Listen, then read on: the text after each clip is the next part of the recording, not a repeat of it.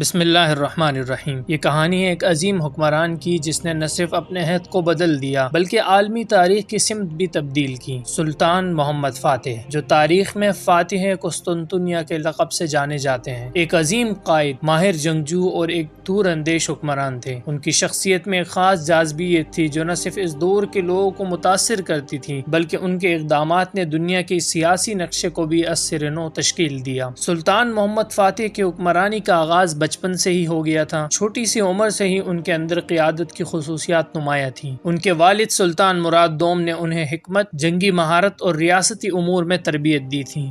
سلطان محمد فاتح کا مقصد صرف ایک سپہ سالار بننا نہیں تھا بلکہ ایک عظیم حکمران بننا تھا جو عالمی تاریخ میں اپنے نشان چھوڑ سکے۔ ان کی تربیت میں فوجی حکمت عملی سے لے کر فنون حرب تک سب کچھ شامل تھا اور ان کی ذہانت نے ان میں فیصلہ سازی کی زبردست صلاحیت پیدا کی۔ قسطنطنیہ کی فتح محمد فاتح کے دل میں ہمیشہ ایک خواب کی طرح بسی رہی۔ یہ شہر جو ہزاروں سال سے مضبوط فصیلوں اور دفاعی نظاموں سے محفوظ تھا، سلطان محمد فاتح کی نظر میں نہ صرف ایک جغرافیائی مقصد تھا بلکہ ایک روحانی، سیاسی اور مذہبی فتح کا نشان تھا۔ ان کا خواب تھا کہ قسطنطنیہ کو فتح کر کے وہ عثمانی سلطنت کو ایک نئی عظمت اور طاقت کے ساتھ دنیا کے نقشے پر لائیں گے۔ لیکن اس خواب کو حقیقت میں بدلنے کے لیے انہیں بے شمار چیلنجز کا سامنا تھا۔ قسطنطنیہ کی مضبوط فصیلیں، یونانی اور یورپی اتحادیوں کی حمایت اور شہر کی جغرافیائی اہمیت نے اس فتح کو ایک عظیم چیلنج بنا دیا تھا۔ لیکن سلطان محمد فاتح کے دل میں ایک عزم تھا، ایک یقین تھا کہ یہ شہر ان کے ہاتھوں سے ہی فتح ہوگا اور وہ اپنے خواب کو حقیقت میں بدلیں گے۔ سلطان محمد فاتح کا جنگی دماغ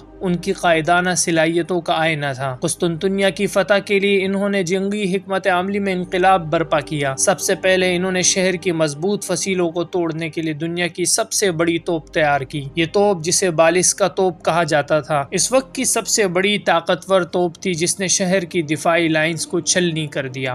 لیکن فاتح کی حکمت عملی صرف توپوں کی طاقت پر مبنی نہیں تھی۔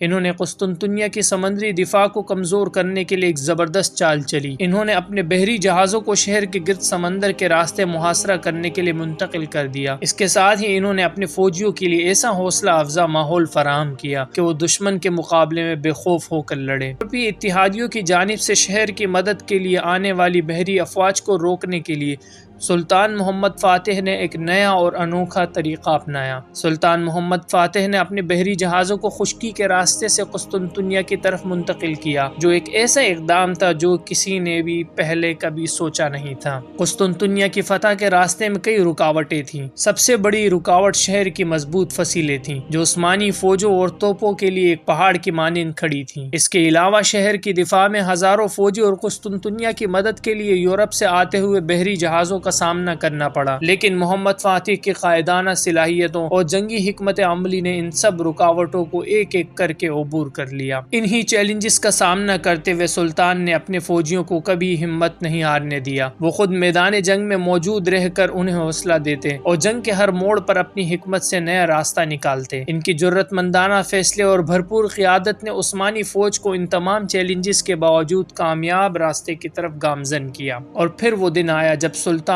محمد فاتح نے اپنا خواب حقیقت میں بدلا۔ 1453 میں عثمانی فوج نے قسطنطنیہ کو فتح کیا۔ یہ صرف ایک شہر کی فتح نہیں تھی بلکہ ایک عہد کا خاتمہ اور ایک نئے دور کا آغاز تھا۔ قسطنطنیہ کی فتح نے عثمانی سلطنت کو عالمی طاقت کے طور پر متعارف کرایا اور دنیا کے سیاسی منظرنامے کو مکمل طور پر تبدیل کر دیا۔ سلطان محمد فاتح کی حکمت، جنگی مہارت اور قائدانہ صلاحیتوں نے ایک عظیم سلطنت کو نئی زندگی بخشی۔ ان کی شخصیت ایک رہنمائی ہے کہ ایک عظیم حکمران کی کامیابی محض جنگ میں فتح حاصل کرنے سے نہیں بلکہ اپنے دشمنوں کو سمجھ کر، اپنے عوام کو حوصلہ دے کر اور حکمت کے ساتھ منصوبہ بندی کرنے سے حاصل ہوتی ہے۔ سلطان محمد فاتح کی شخصیت اور ان کی قیادت کا ورثہ ہمیشہ کے لیے تاریخ کا حصہ بن چکا ہے۔ ان کی کہانی ہمیں سکھاتی ہے کہ عظمت کا راستہ صرف طاقت سے نہیں بلکہ حکمت، عزم اور دلیرانہ فیصلوں سے بھی طے کیا جا سکتا ہے۔ سلطان محمد فاتح کی فتوحات اور ان کی جنگی حکمت عملی نے انہیں تاریخ کے ایک عظیم ترین رہنما کے طور پر ہمیشہ زندہ رکھا ہے۔